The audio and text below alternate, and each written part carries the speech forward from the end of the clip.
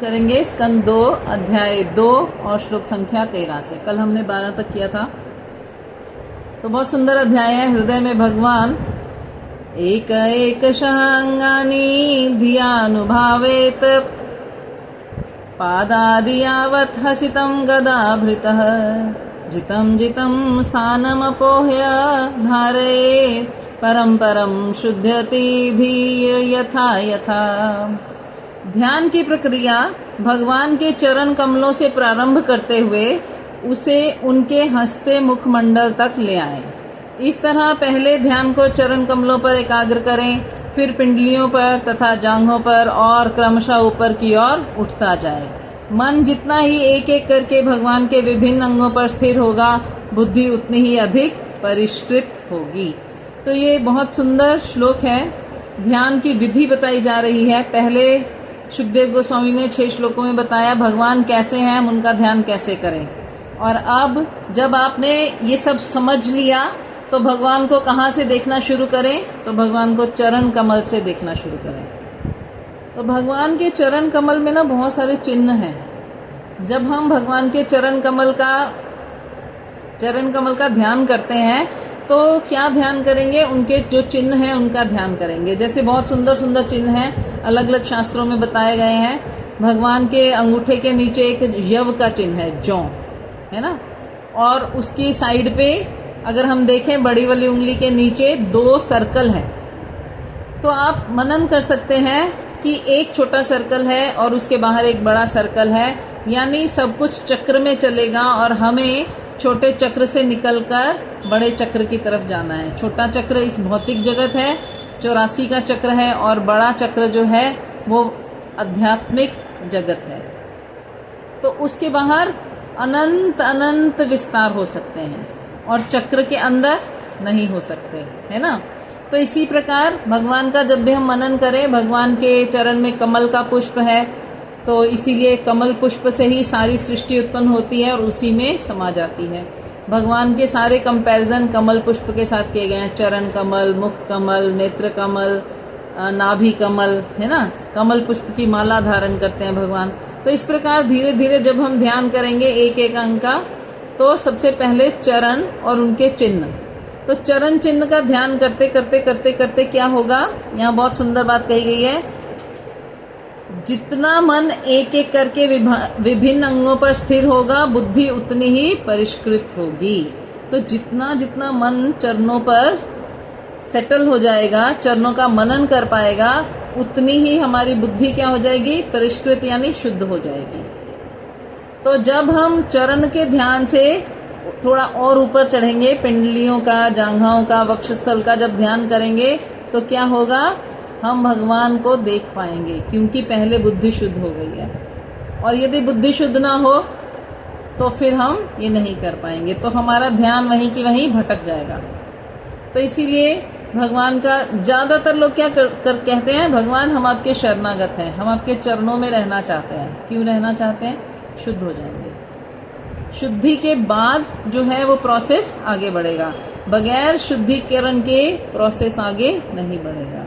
तो भगवान का जो, यहाँ श्रील प्रभुपाद एक बहुत सुंदर बात कहते हैं, भगवान का जो मुस्कुराता मुखमंडल है वो क्या है?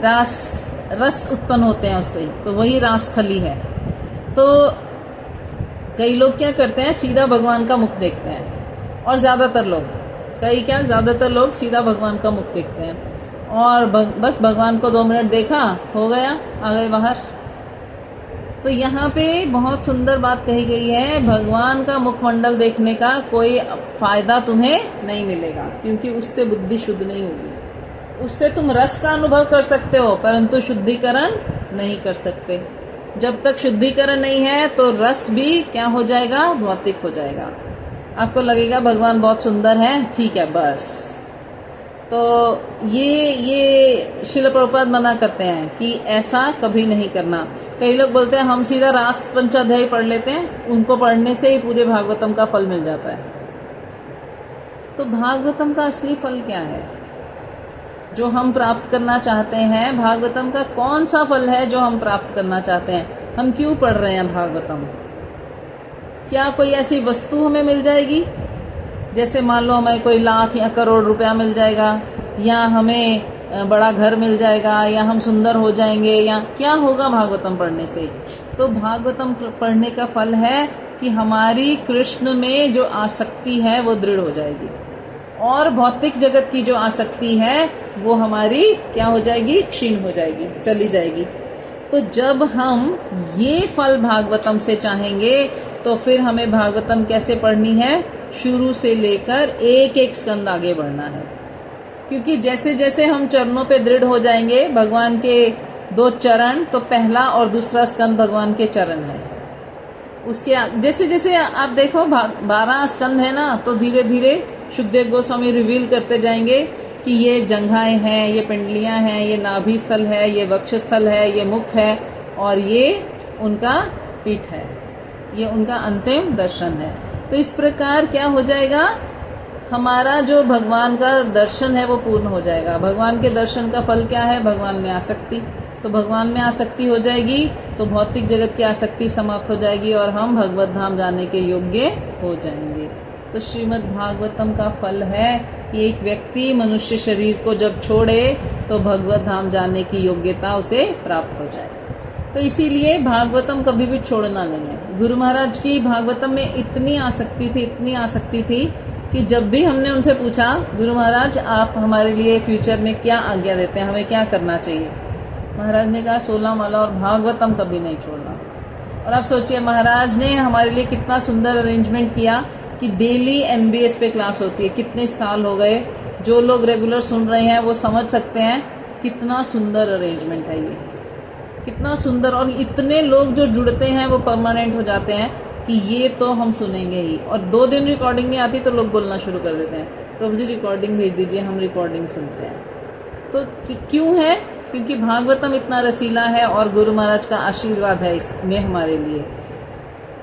तो जितना जितना भगवान के चरणों पर चित्त एकाग्र होगा उतना उतना हमारी बुद्धि क्या हो जाएगी? शुद्ध हो जाएगी, यानी कि वो इंद्रिय तृप्ति में लिप्त नहीं रहेगी। तो यहाँ एक बहुत सुंदर बात कही गई है तात्पर्य में। श्रील प्रभुपाद कहते हैं जो लोग इंद्रिय तृप्ति में लिप्त रहते हैं उन्हें अर्चना में सम्मिलित होने या राधा कृष्ण के दिव्य स्वरूप या विष्णु अर्चा विग्रह को स्पर्श करने की अनुमति नहीं दी जानी चाहिए।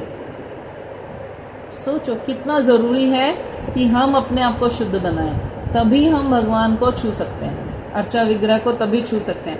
अब सोचिए यदि हम अर्चा विग्रह को छूने के लिए शुद्धिकरण की आवश्यकता है तो भगवान को छूने के लिए, भगवत धाम जाने के लिए कितना शुद्धिकरण चाहिए?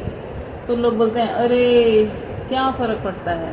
नहीं फर्क पड़ता है, हर चीज से फर्क पड़ता है। तो हमें भगवान के धाम जाना है तो हमें शुद्धिकरण चाहिए। तो कहते हैं श्लोक संख्या 14, यावत् न जायेत परवरे अस्मिन् विश्वेश्वरे दृष्टि भक्ति योगः तावत् स्थवीये पुरुषस्य रूपम क्रियावसाने प्रयतः स्मृत। जब तक स्थूल भौतिकतावादी व्यक्ति दिव्य तथा भौतिक दोनों ही जगतों के दृष्टा परमेश्वर की प्रेमा भक्ति विकसित न कर ले, तब तक उसे अपने कर्तव्यों को पूरा कर लेने के बाद भगवान के विराट रूप का स्मरण या ध्यान करना चाहिए। तो यहाँ ये बहुत सुंदर बात है, भगवान परम भोक्ता है, चाहे वो भौतिक जगत हो चाहे वो आध्यात्मिक जगत हो, दोनों ही भगवान पर निर्भर हैं, भगवान पर ही डिपेंडेंट है, भगवान से ही आए हैं, भगवान ही उनके आधारभूत हैं और भगवान ही उनके क्या है? पालन करता, संहार करता है। तो यदि हम जो जीव हैं तटस्थ शक्ति, वो अपनी रुचि के अनुसार चुन सकते हैं कि हमें भौतिक जगत में रहना है या आध्यात्मिक जगत में रहना है। देखो सिर्फ चुनने की स्वतंत्रता है।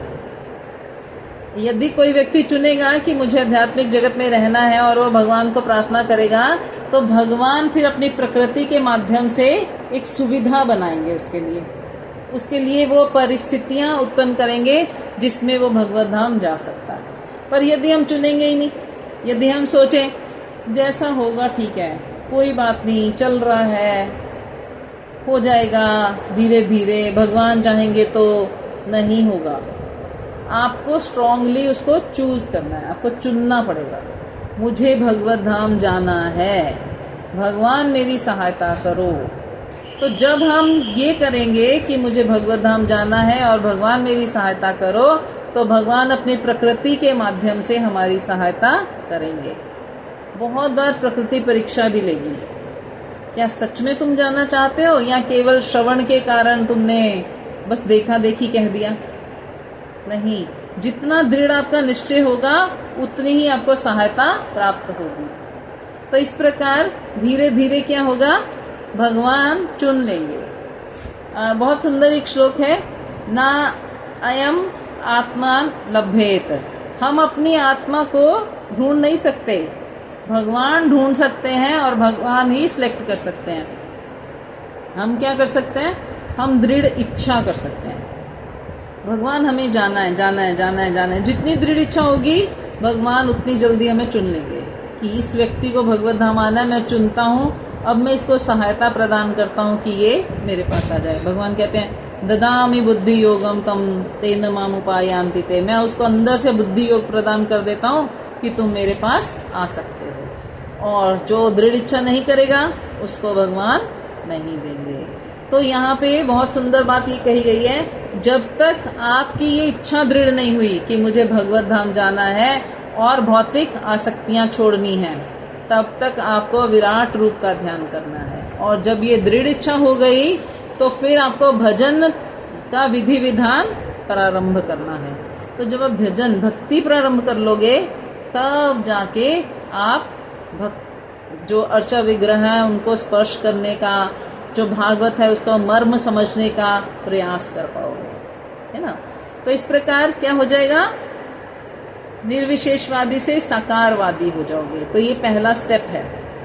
हमने पिछले अध्याय में पढ़ा प्रथम सोपान क्या है, ईश अनुभूति का प्रथम सोपान है विराट रूप की अवधारणा, और सेकंड जो पार्ट है वो क्या है, हृदय में भगवान।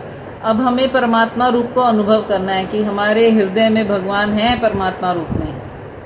तो उन परमात्मा को हम कैसे देखेंगे, कैसे समझेंगे, उनकी सेवा कैसे करेंगे, तो शुकदेव गोस्वामी बता रहे हैं। तो ये हृदय में भगवान कौन से हैं, परमात्मा रूप में विराजमान है, जो उनके बारे में हम जान रहे हैं। तो कहते हैं मरणासन व्यक्ति जो हो उसको क्या करना चाहिए, परमात्मा का ध्यान करना चाहिए। तो कैसे ध्यान करेगा, ये विधि बता रहे हैं। स्थिरम सुखम च आसनम स्थितो यति यदा जिहासुरी मंगलोकम काले च देशे च मनो न सज्जे प्राणान नियच्छेन मनसा जितासु। ही राजन, जब भी योगी मनुष्यों के इस ग्रह को छोड़ने की इच्छा करे तो वह उचित काल या स्थान की तनिक भी इच्छा न करते हुए सुविधा पूर्वक अविचल भाव से आसन लगा ले और प्राणवायु को नियमित करके मन द्वारा अपने इंद्रियों को वश में करे। तो यहाँ कोई लोग बोलते हैं कि ऐसा होना चाहिए, वैसा होना चाहिए। शुकदेव गोस्वामी बोलते हैं जिस भी स्थान पे हो उसी स्थान पर क्या करो, आसन लगाओ और अपने मन और इंद्रियों को वश में करके प्राणवायु को वश में कर लो। तो यदि हम ये नहीं करेंगे तो नहीं होगा। एक्चुअली ये विधि भगवत गीता में भी दी गई है, जहाँ पे कहा गया तुम ऐसा आसन लगाओ, ऐसी दिशा हो, ये हो, वो हो। तो भागवतम क्या है, सेकंड स्टेप है। अगर आप भक्ति शुरू कर चुके हो तो फिर आप कहीं भी आसन लगा सकते हो। एक्चुअली जो भक्त है वो भगवान के बिना रहता ही नहीं है। अगले श्लोकों में हम देखेंगे ये कि जैसे ही आपको ये अनुभव हुआ कि मुझे भक्ति करनी है तो आपको सारी चीज़ों में भगवान का अनुभव होगा। और विराट रूप में तो हमने ये अवधारणा बनाई कि बिना भगवान के कुछ वस्तु है ही नहीं, है ना। तो इसलिए जो योगी है वो कहीं भी समाधि लगाएगा तो उसको पता चलेगा मुझे हर तरफ भगवान दिख रहे हैं, भगवान का अनुभव हो रहा है। तो कहते हैं मनः स्वबुद्धया मलया नियमे क्षेत्रज्ञेतामनिनियेत तमात्मनि आत्मानः आत्मानन्यवरुद्ध धीरो लब्धोपशांति विरमेत कृत्यात्। तत्पश्चात योगी को चाहिए कि वे अपनी विशुद्ध बुद्धि के द्वारा अपने मन को जीवात्मा में तदात्कार करे और फिर जीवात्मा को परमात्मा में विलीन कर दे। ऐसा करने के बाद पूर्णतः तुष्ट जीव तुष्टि की चरम अवस्था को प्राप्त होता है, जिससे वह अन्य सारे कार्यकलाप बंद कर देता है। सोचो, जो मन है उसका कार्य क्या है? सोचना।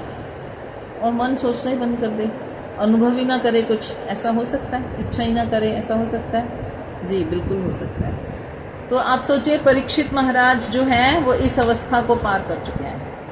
परीक्षित महाराज ने सब कुछ त्याग दिया, सारी भौतिक आसक्तियां, इंद्रियों को वश में कर लिया, मन को वश में कर लिया, और अब गंगा तट पर बैठ के क्या कर रहे हैं? श्रवण कर रहे हैं। ना उनको भूख लग रही है, ना प्यास लग रही है, ना कोई संबंधी याद आ रहा है, बस केवल कृष्ण कथा। तो उनकी समाधि तो इस समाधि से भी हायर क्लास की समाधि है। तो ये योगी की समाधि है और वो भक्त की समाधि है ना। तो यहाँ पे कहते हैं एक योगी को क्या करना पड़ेगा?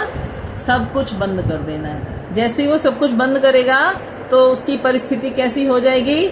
लब्धो उपशांति, उसको शांत अनुभव होगा।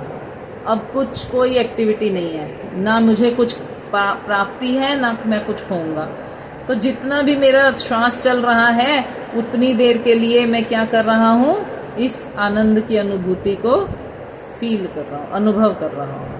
तो ये जो भौतिकतावादी दुखों से मुक्त हो जाएंगे तो एक प्रकार की शांति का अनुभव कर पाएंगे, और उस शांति के साथ साथ धीरे धीरे उस आनंद को रिवील कर पाएंगे जो भगवान से मिलने पर संतुष्टि होती है, उस आनंद को, है ना। तो इसलिए हमें आध्यात्मिक बनने के लिए पहले भौतिकता को छोड़ना पड़ेगा। तो जैसे जैसे हम भौतिकता को छोड़ते जाएंगे आध्यात्मिकता आती जाएगी। तो कहते हैं ना यत्र कालः अनिमिषाम परः प्रभु कुतो नु देवा जागृताम यईशिरे न यत्र सत्वं न रजः न तमश्च न वै विकारो न महान प्रधानम।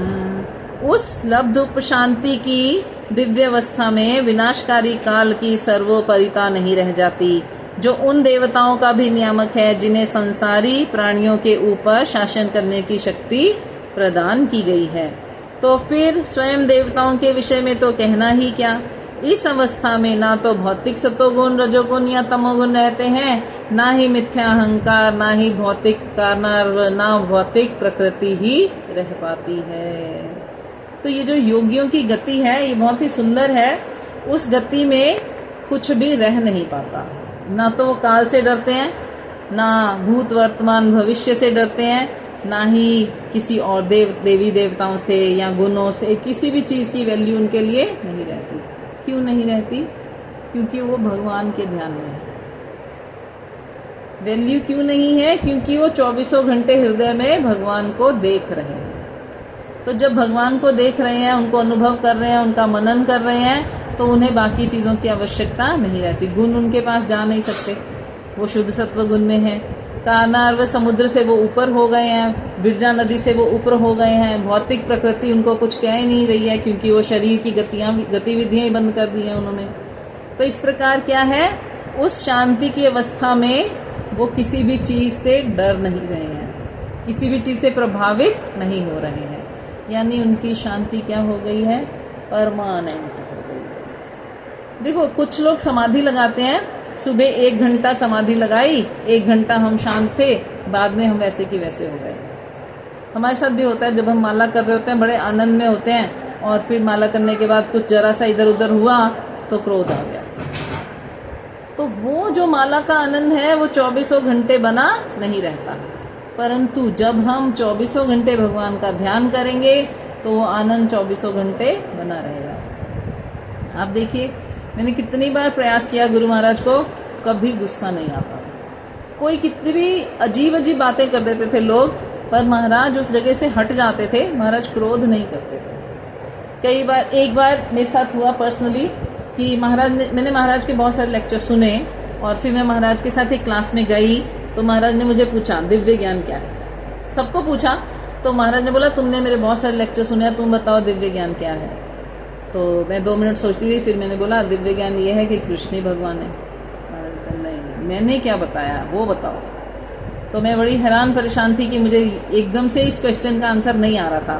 फिर महाराज ने बोला सोचो, 2 मिनट सोचो कि मैंने क्या बताया, दिव्य ज्ञान क्या है, फिर उसके बाद बोलना। तो मैंने बोला महाराज मुझे नहीं याद आ रहा। तो महाराज ने डंडा लाओ, इसकी पिटाई करेंगे। सुन सुन के भूल गई सब कुछ। तो मुझे बहुत खराब लगा कि अरे ये क्या हुआ, याद ही नहीं रहा कुछ भी, महाराज ने क्या बताया था दिव्य ज्ञान।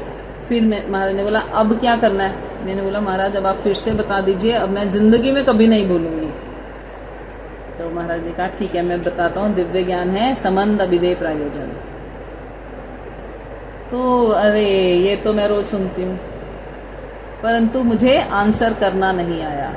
संबंध अभिधेय प्रयोजन तो मुझे पक्का रटा हुआ है, परंतु मैं इसका आंसर, इसका क्वेश्चन नहीं समझ पाई कि महाराज ये पूछना चाहते हैं। तो इस प्रकार क्या हुआ, क्रोध नहीं आया। 50 बार उन्होंने मुझे समझाया, सीढ़ियां दी, सुनने के लिए बोला, परंतु क्रोध नहीं आया महाराज को। फिर से 51 टाइम्स वो मुझे बता सकते हैं, और हम लोग 2 बार बच्चा ना सुने, तीसरी बार सुनता नहीं है, धाड़ तड़ तड़ तड़ हो गया। होता है ना, क्योंकि हमारा आनंद टेम्परेरी है। जितनी देर हम माला पकड़े उतनी देर आनंद में है, और वो भी कोई डिस्टर्ब कर दे तो गुस्सा आ जाता है। परंतु योगी का आनंद, जो भगवान में हृदय में भगवान को ध्यान रख के बैठा है, वो परमानेंट शांति में है। इसीलिए उसको बाहर की चीजों से फर्क नहीं पड़ता। तो यहाँ श्रील प्रभुपाद इसके तात्पर्य में एक बहुत सुंदर बात कहते हैं, उपर्युक्त परिस्थिति दिव्य धरातल पर वास्तविक है, किंतु यह अध्यात्मवादी की शुद्ध चेतना की उच्च अवस्था में वास्तविक रूप में प्रकट होती है। तो ये जो परिस्थिति है ना, ये किसी के तब प्रकट होगी जो वो पूर्ण रूप से शुद्ध हो जाएगा। हमारी अशुद्धियां ही हमारे क्रोध का कारण है, सामने वाला व्यक्ति हमारे क्रोध का कारण नहीं है। क्योंकि हम अशुद्ध हैं, हमें लगता है कि हम स्वामी हैं, मेरी बात मानी जानी चाहिए, या मैं बड़ी हूँ मेरी बात मानी चाहिए, या मैं बुद्धिमान हूँ मेरी बात मानी जानी चाहिए, इसीलिए हमें क्रोध आता है। परंतु जब हम शुद्ध होंगे तो हमें क्या लगेगा, हम भगवान के एक अंश हैं, सामने वाला भी अंश है। तो हम, मेरी बात वो माने या ना माने, ये उसके पास ऑप्शन है, तब हमें गुस्सा नहीं आएगा। उसने माना तो भी ठीक, नहीं माना तो भी ठीक, क्योंकि उसके पास ऑप्शन है मानने या ना मानने की। तो इसलिए ये शुद्धिकरण का प्रोसेस है, जो हम अभी इन बिटवीन शुद्धिकरण के प्रोसेस में हैं। तो जब जब हमें क्रोध आए तो हमें समझना चाहिए हम अशुद्ध हैं। कई लोग बोलते हैं माला तो करते हैं पर गुस्सा बहुत आता है, इसका मतलब हम अभी अशुद्ध हैं, हमारा शुद्धिकरण पूर्ण रूप से हुआ नहीं है, और हम योग्य नहीं हैं किसके, वैकुंठ के। तो यहाँ श्रील प्रभुपाद कहते हैं ऐसे भक्तों का लक्ष्य वैकुंठ के ग्रह है, जिनको भगवान का 24 घंटे ध्यान बना रहता है। भगवान पूर्णतः शाश्वतता, आनंद और ज्ञान के रूप हैं, जबकि निराकार ब्रह्म ज्योति केवल शाश्वत और ज्ञानमय है। जो लोग भगवान को ध्यान नहीं कर पाते पर शुद्ध हो जाते हैं, वो ब्रह्म ज्योति तक जाते हैं, है ना। अगर आप ध्यान तो कर रहे हो परंतु भगवान आपके चित्त में नहीं आ रहे, आप क्या सोच रहे हो, विराट रूप सोच रहे हो, तो फिर आप वैकुंठ में नहीं जा सकते। आप कहाँ जाओगे, ब्रह्म ज्योति में जाओगे। परंतु अंतर नहीं है ब्रह्म ज्योति में और वैकुंठ में, बस आप अपग्रेड हो सकते हो, है ना। तो यहाँ श्रील प्रभुपाद कहते हैं भगवत गीता में भगवान ने 3 प्रमुख विषयों की विवेचना की है, इनमें से केवल भक्ति योग से ही वैकुंठ जा सकते हैं, कर्म योग से या ज्ञान योग से वैकुंठ नहीं जा सकते। ये बात हमें याद रखनी पड़ेगी। कर्म योग से या ज्ञान योग से हम केवल ब्रह्म ज्योति तक जा सकते हैं। तो अगले श्लोक में, श्लोक संख्या 18 में कहते हैं परम पदम वैष्णव आमनन्ति तत्र यत् नाइति नाइति यततः उति शुश्रूषव विसृज्य दौरात्मयम् अनन्य सहृदा हृदय उपगुह्या अहम पदम पदे पदे। योगी जन ईश्वर विहीन प्रत्येक वस्तु से बचना चाहते हैं, क्योंकि उन्हें उस परम स्थिति का पता है जिसमें प्रत्येक वस्तु भगवान विष्णु से संबंधित है। अतएव वह शुद्ध भक्त जो कि भगवान से पूर्ण ऐक्य रखता है, जटिलताएं उत्पन्न नहीं करता, अपितु भगवान के चरण कमलों को हृदय में धारण करके उनकी प्रत्येक क्षण पूजा करता है। तो ये हमारा लक्ष्य है कि हमें क्या करना है, भगवान की प्रत्येक क्षण पूजा करनी है। पूजा प्रत्येक क्षण हमें ध्यान रखना है कि हम 24 घंटे भगवान के साथ जुड़े रहें, कभी भी उनसे अलग ना हो। और इस भौतिक जगत में जो चीजें हैं, हम एक दूसरी चीज पे डिपेंडेंट होते हैं, परंतु भगवत धाम में ऐसा नहीं है। भगवत धाम सेल्फ डिपेंडेंट है, वो परम पदम है। भगवत गीता में भी कहा गया है कि वो परम पदम है, वो भगवान का घर है और वहाँ पर किसी भी चीज की आवश्यकता नहीं है, ना बिजली, ना पानी, ना सूर्य, ना खाना, ना कुछ आवश्यकता नहीं है। वो सेल्फ डिपेंडेंट है ना। तो उसको क्या कहा गया है कि उसमें जो चीजें हैं वो सब भगवान से संबंधित हैं, सब भगवान की हैं और सब पूर्ण है। योगी ये बात जानते हैं और वो समझते हैं कि इस भौतिक जगत में भी हमें उन वस्तुओं को ग्रहण नहीं करना जो भगवान से अलग हो गई हैं, यानी जो नियम पूर्वक हमारे लिए भगवान का वरदान नहीं है ना। जैसे वस्तुएं तो भगवान की हैं, परंतु वो मनुष्यों के लिए नहीं है, पशुओं के लिए हैं, तो हमें वो ग्रहण नहीं करनी चाहिए। तो वो चीजें यदि हम छोड़ देंगे तो भगवान हमें स्वीकार कर लेंगे कि हाँ ठीक है। तो बहुत सुंदर एक भजन है ना, गोपियां कहती हैं कि ऊधो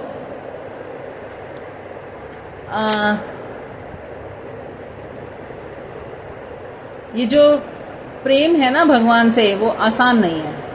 यहाँ सर्दे के होते हैं सौदे, बंदगी इतनी सस्ती नहीं है, ये तो प्रेम की बात है ऊधो। तो उसमें कहते हैं यहाँ दम दम पे होती है पूजा, सर झुकाने की फुर्सत नहीं है, ये तो प्रेम की बात है ऊधो। तो गोपियां बहुत सुंदर कह रही हैं कि हमें अलग से कोई अगरबत्ती लेके, दिया लेके पूजा करने की आवश्यकता नहीं है। यहाँ तो हर दम हर क्षण हम क्या कर रहे हैं, भगवान की आरती उतार रहे हैं, भगवान को कष्ट ना हो। हम हर क्षण ये सोच रहे हैं भगवान को आनंद कैसे हो। तो यही तो पूजा है। अरे भाई, भगवान को माथा टेकें, प्रणाम करें और भगवान को कहें कि अलमारी में बैठे रहो, ये पूजा नहीं है, ये प्रेम नहीं है। तो इसीलिए जो योगी हैं वो ईश्वर विहीन वस्तुओं से बच जाते हैं। वो क्या जानते हैं, सब कुछ भगवान का है और हर क्षण हमें भगवान की पूजा में लगे रहना है, लगे रहना है, लगे रहना है, कभी भी उसको छोड़ना नहीं है। तो ये बहुत सुंदर भाव है। यदि ये हमारे हृदय में स्थित हो जाए तो हमारा कार्य सिद्ध हो जाएगा। तो श्लोक संख्या 19 में कहते हैं, इत्थं मुनिः तु परमेत व्यवस्थिता, विज्ञान दृक्वीरे सुरंधिताशय, स्वपार्ष्णिना आपीढ़्य गुदम ततो अनिलम, स्थानेषु षट्सु उपन्मयेत जित्कल्मः। वैज्ञानिक ज्ञान के बल पर मनुष्य को परम अनुभूति में पूर्ण रूप से स्थिर हो जाना चाहिए और इस तरह समस्त भौतिक इच्छाओं को शमन करने में समर्थ हो जाना चाहिए। इसके बाद मनुष्य को वायु द्वार गुदा को पांव की एड़ी से बंद करके तथा प्राण वायु को एक एक करके क्रमशः 6 प्रमुख स्थानों चक्रों में से एक एक करके ऊपर ले जाना चाहिए और तब भौतिक शरीर का त्याग कर देना चाहिए। तो ये जो भक्त होते हैं ना, ये भौतिक शरीर का भी त्याग नहीं करते। यहाँ बहुत सुंदर विधि बताई गई है भौतिक शरीर का त्याग करने की, परंतु सनातन गोस्वामी एक बार भौतिक शरीर का त्याग करना चाहते थे। तो चैतन्य महाप्रभु ने कहा, ये शरीर मेरा है, तुम्हें इस शरीर से क्या करना है, प्रचार करना है, तुम्हें इस शरीर से मेरी सेवा करनी है, तुम इस शरीर की देखभाल करो, इसको स्वस्थ करो और जाओ वृंदावन जाके ग्रंथ लिखो, वो मेरी सेवा है। तो ये शरीर मैंने अपनी सेवा के लिए तुम्हें दिया है, इसको छोड़ना नहीं है। परंतु कुछ लोग ऐसे होते हैं जो छोड़ते हैं, तो छोड़ने की विधि यहाँ बताई गई है, कैसे छोड़ना चाहिए कि अपने मन को भगवान में स्थिर कर लें, कोई भी भौतिक इच्छा ना शेष हो और धीरे धीरे अपने जो कुंडलिनी चक्र इत्यादि हैं उनमें से होते हुए ब्रह्मरंध्र में प्राण त्यागा जाए। तो जब ब्रह्मरंध्र से प्राण त्यागा जाता है तो प्राणों की गति उत्तिष्ट होती है, ऊंची होती है। तो और ध्यान यदि भगवान का है तो वैकुंठ में जाएगा, और यदि कुछ और ध्यान में आ गया तो वो वही प्राप्त कर लेगा। तो इस प्रकार ये शरीर को त्यागने की विधि है। मरणासन व्यक्ति को क्या करना चाहिए? मरणासन व्यक्ति को भगवान का ध्यान करके अपने शरीर को छोड़ना चाहिए। तो शरीर तो सबको छोड़ना है, परंतु हम सीखने का प्रयास नहीं करते। कुछ लोग हॉस्पिटल में बेहोशी में ही शरीर छोड़ देते हैं, कुछ लोग एक्सीडेंट्स में, कुछ लोग कैसे कैसे आत्महत्या करके शरीर छोड़ देते हैं। तो ये भागवत जो है हमें सिखाती है इस विज्ञान को कि भगवान के दिए हुए इस सुविधा को कैसे यूज करना है। शरीर छोड़ने की कला यदि हम सीख गए तो वापस इस शरीर में आना नहीं पड़ेगा। जब तक हम इस कला को सीखेंगे नहीं, बार बार इस शरीर को धारण करते रहेंगे, करते रहेंगे, करते रहेंगे, और विभिन्न शरीरों को अलग अलग धारण करेंगे, पुनः पुनः त्यागेंगे, पुनः पुनः धारण करेंगे, पुनः पुनः त्यागेंगे। तो इस तरह ये शरीर त्यागने की विधि है। तो इसमें कुछ सावधानियां भी हैं जो आगे श्लोकों में सुखदेव गोस्वामी बहुत सुंदर बताएंगे हमें। आज हम यही विराम देते हैं। All glories to Guru Maharaj, all glories to Guru Maharaj, all glories to Guru Maharaj. Guru Maharaj की जय, श्रील प्रभुपाद की जय, श्रीमद् भागवत महापुराण की जय।